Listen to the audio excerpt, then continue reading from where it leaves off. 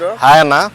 ఏంటి పరిస్థితి? బోరుగడ్డ అనిల్ జైలుకి పంపారు. అసలు అమరావతిలో ఆంధ్రప్రదేశ్లో అసలు పరిపాలన ఎట్లా ఉంది?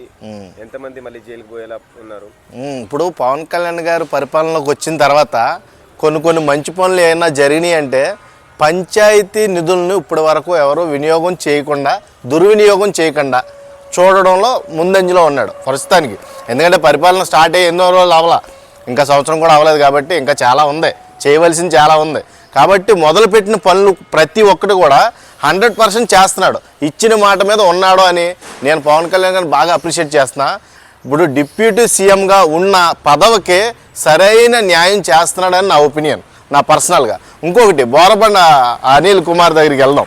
అనిల్ గారి దగ్గరికి వెళ్తే మనోడు గత ప్రభుత్వంలో ఉన్నప్పుడు నోటికి వచ్చినట్టు మాట్లాడాడు. ఎలా మాట్లాడాడంటే, మీరు ఏమి పీకలేరు నన్ను, నేనే పెద్ద తోపు తురుము, నన్ను మించినోడు లేడు, నా జోలికి వస్తే అందరిని కూడా పడుకోబెడతా అన్నట్టుగా మాట్లాడినోడు ఈ రోజున అన్ని దేహశుద్ధి చేసి మరీ జైలుకు పంపించారు. కాబట్టి నోటు దోల ఎంతవరకు ఉండాలో అంతవరకు ఉంటే చాలా మంచిది.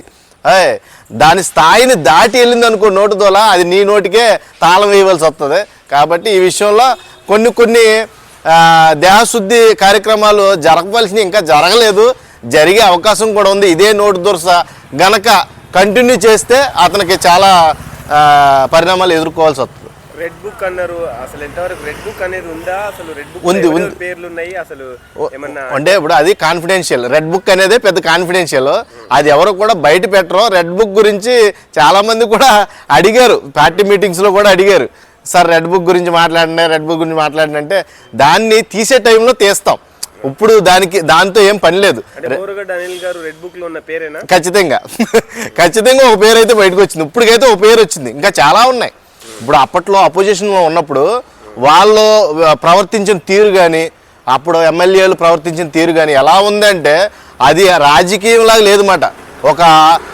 ఇప్పుడు సండే మార్కెట్ ఉంటుంది చూడు, సంత, రాజకీయాన్ని సంత పెట్టేశారన్నమాట. సంతలో మాట్లాడుకున్నట్టు మాటలో ఒక రాజకీయ నాయుడు మాట్లాడవలసిన పొలిటికల్ ఎయిమ్ అనేది అక్కడ కనబడలేదు. అర్థమైందా? మేనరిజం అసలు ఎక్కడ కనబడలే. వాళ్ళందరూ కూడా పల్లెటూరులో మాట్లాడుకుంటారు చూడు, అన్ఎడ్యుకేటెడ్ పీపుల్స్. ఒక రకంగా చెప్పాలంటే వాళ్ళే బెటర్ వీళ్ళ మీద.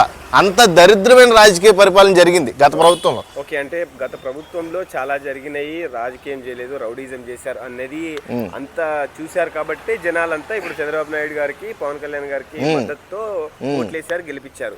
అసలు మరి వీళ్ళు ఇచ్చిన మాట మీద నిలబడతారా? పథకాలని చాలా హామీలు ఇచ్చారు, హామీలన్నీ నెరవేరుస్తారా? అన్ని నెరవేరుస్తున్నారు కదా, ఇప్పుడు అన్ని నెరవేరుస్తున్నారు. చూడండి, ఇప్పుడు కొన్ని పథకాలే కాదు, ఇప్పుడు దేవుడి పట్ల జరిగిన అవినీతిని కూడా ఎదుర్కొన్నాడు. మొన్న పాదయాత్ర చేశాడు, ఆయన కోసం మాల వేసాడు, మెట్లు తుడిచాడు.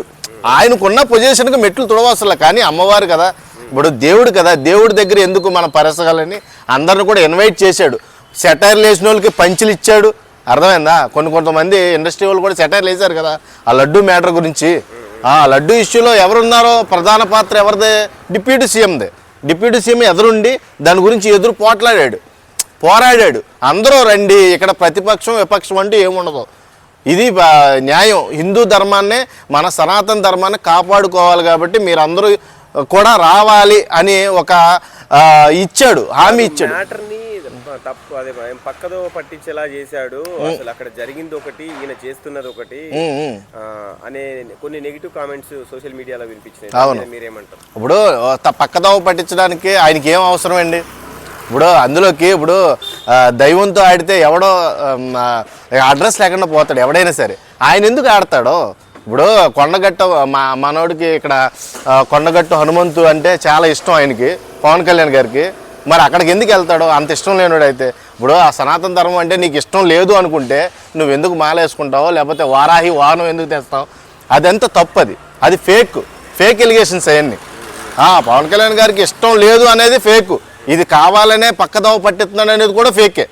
అది ఎంత ఫేక్ అంటే అది అక్కడ మ్యాటర్ని డైవర్ట్ చేయడానికి అక్కడ ఉన్న పరిపాలన ఎవరైతే ఉన్నారో అక్కడ టీటీటీ సంబంధించిన వాళ్ళు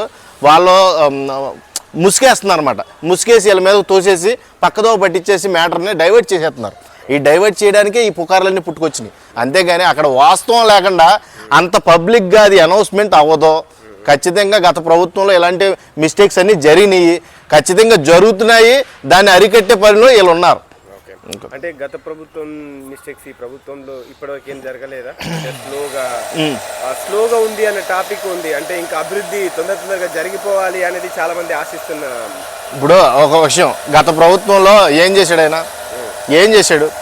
మొత్తం అందరికీ కూర్చోబెట్టి మేపేశాడు. ఓట్లు పడినాయా? అర్థమైంది? అభివృద్ధి కాదు అది. అది ఏంటంటే నీ స్వార్థం అనాలి. నీకు మళ్ళీ ఓటు బ్యాంకింగ్ వచ్చేద్ది, ఖచ్చితంగా నేను గెలిచేస్తానని నువ్వు ఇంట్లో కూర్చున్నవాడికి ఇచ్చేసావు, ఆటో తొక్కునేవాడికి ఇచ్చేసావు. అంటే సోమరపోతులు చేశాడు జనాల్ని. అర్థమైందా? సోమరపోతులు చేసినప్పుడు నీకు ఎలా వస్తుంది? నీకు ఓటు బ్యాంకింగ్ ఎలా వస్తుంది? అభివృద్ధి వేరు, అలాగా పథకాలు ఇచ్చేయడం వేరు. ఆ పథకాలు ఇచ్చేయడం వల్ల నీకు బాగా నెగిటివ్ ఏర్పడిపోయింది. అంటే అభివృద్ధి వైపు వెళ్తుందా? ఖచ్చితంగా వెళ్తుంది. ఇంకా పరిపాలన మొదలెట్టిందే ఫస్ట్ సంవత్సరం బస్సు, ఇంకా చాలా ఉన్నాయి, 4 సంవత్సరాలు ఉన్నాయి. ఇంకా అర్థమైందా? ఇంకా చేయవలసినవి చాలా ఉన్నాయి.